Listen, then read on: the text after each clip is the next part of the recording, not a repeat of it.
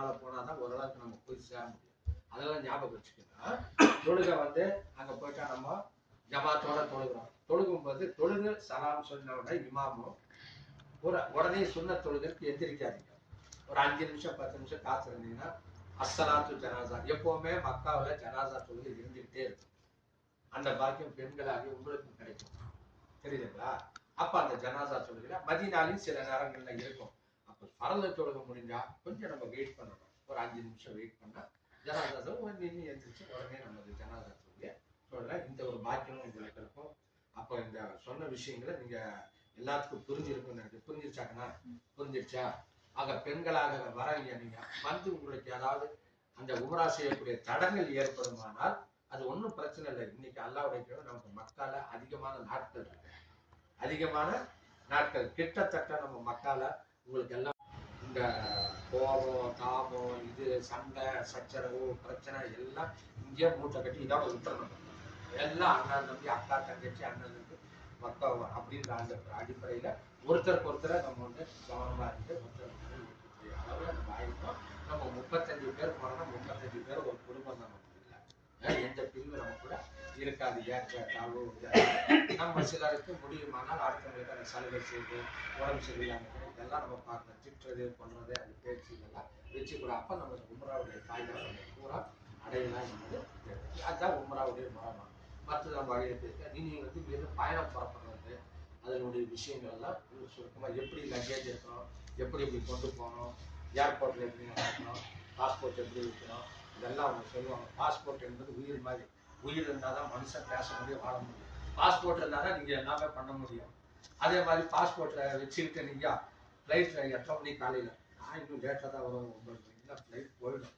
ஃப்ளைட்டுக்கு 3 மணி நேரத்துக்கு முன்னாடி அங்கே இருந்தாங்க. அதெல்லாம் ஞாபகத்தில் 4 மணி நேரத்துக்கு முன்னாடி இருந்தாங்க. இதெல்லாம் அப்போ அந்த இதே காரணம்லாம் சொல்லக்கூடாது. இன்ஷாஅல்லாஹ் மற்றது நீங்கள்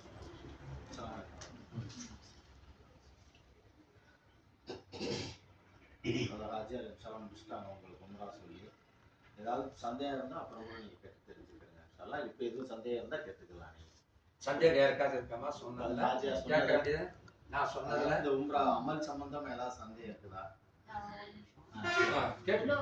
எவ்வளோ உம்ரா வேணாலும் செய்யலாம்.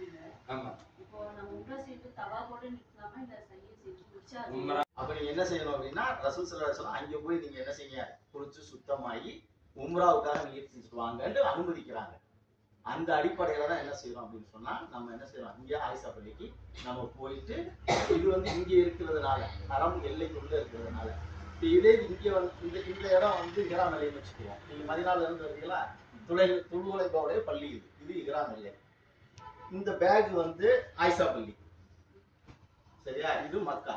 நம்ம இங்க வந்துட்டோம், இங்க இருந்து இங்க போறோம். இப்ப இங்க இருக்கிறேன் இந்த இடத்துல, இது ஆயிஷா பள்ளி, இது துல்ஹுலைஃபா பள்ளி. நான் இங்க இருக்கிறேன்.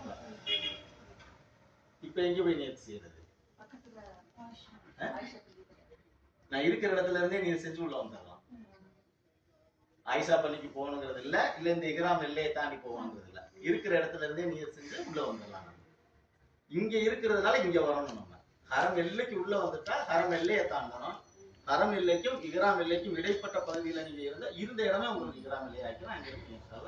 வந்துக்கலாம். மக்காவாசிகள் எல்லாம் இருக்காங்க. ஒவ்வொருத்தரும் வந்து மதீனா போய் இஹ்ராம் பண்ணிட்டு வர மாட்டாங்க. சொன்ன அந்த ஹரம் எல்லையை தாண்டி அந்த ஆயிஷா மற்ற சந்தேகங்களை நீங்க கேட்டதுனால அது நம்ம விளக்கம் சொல்லிட்டோம். அதாவது ஒவ்வொரு தடவையும் நீங்க வந்து போகணும், நீங்க வந்து வெளியில போய் தான் வரணும். சரி, உங்களுடைய ஃப்ளைட் இன்ஷாஅல்லாஹ் 8ஆம் தேதி அக்டோபர் 8ஆம் தேதி காலையில உங்களுக்கு 8:30 மணிக்கு ஃப்ளைட்டு. 4:30 மணிக்கு தான் ஏர்போர்ட்ல இருக்கணும். விடிய காலையில 4:30 மணிக்கு தான் இன்ஷாஅல்லாஹ் ஏர்போர்ட்ல இருக்கணும். நீங்க இங்க இருந்து போற ஏற்பாடுலாம் ஆஜியா உங்களுக்கு இங்க இருந்து எத்தனை மணிக்கு என்ன சொல்லுவாங்க. அதுக்கு முன்னாடி இங்க இருந்து சுல்தான் பாய் இந்த சுல்தான் நான் கீழே அங்க போய் அதுக்கு முன்னாடி எங்க நிர்வாகத்தின் சார்பா உங்கள்கிட்ட வந்து ஒரு கோரிக்கை வைக்கிறோம். என்ன கோரிக்கை வைக்கிறோம் அப்படின்னு சொன்னா, இந்த பயணம் வந்து உங்களுக்கான உம்ரா பயணம் தான். இது யாருக்கான உம்ரா பயணம்? இப்ப பணம் கட்டிட்டோம், விசா வந்துருச்சு, உம்ரா முடிச்சிடணும்னு சொல்ல முடியுமா? முடியாது. எவ்வளவோ தடைகளை தாண்டி தான் நீங்க என்ன செய்வீங்க. எவ்வளவு பொருளாதார செலவு உடல் உழைப்பு எல்லாம் செலவு என்ன நீங்க எனக்கு டைமிங் போட்ட பஸ்ஸுக்கு இந்த டைம் 10 நிமிஷம் முன்னாடி பஸ் நிக்க